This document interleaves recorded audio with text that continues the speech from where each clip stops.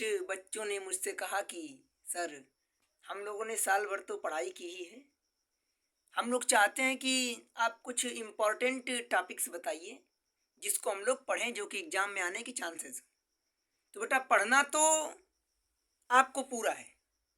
मैं ये बात फिर से कह रहा हूँ कि पढ़ना तो आपको सब पड़ेगा, लेकिन कुछ इम्पोर्टेंट टॉपिक्स हैं जो अक्सर एग्जाम में आते रहते हैं, जिनमें न्यूमेरिकल का तो जानते ही हैं आप लोग कि न्यूमेरिकल कहीं से भी पूछ सकता है।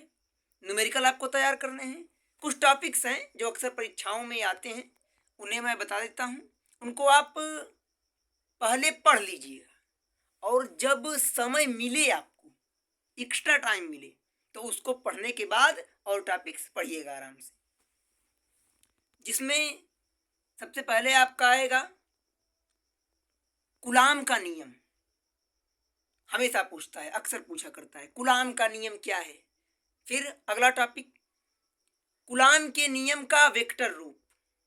उसके बाद वैद्युत द्विध्रुव के कारण, वैद्युत द्विध्रुव के कारण अक्षीय स्थिति में सूत्र, निरक्षीय स्थिति में सूत्र, अक्षीय स्थिति में और निरक्षीय स्थिति में दोनों पूछता है।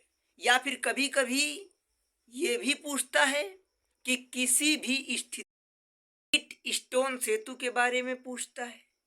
फिर ट्रांसफार्मर क्या है, विद्युत मोटर क्या है, उच्चाई ट्रांसफार्मर, अपचाई ट्रांसफार्मर, फिर धारा का वर्ग माध्य मूल मान, विभवांतर का वर्ग माध्य मूल मान, ये सब पूछते हैं। फिर पूछ सकता है प्रत्यावर्ती धारा क्या है, इसके बारे में बताइए।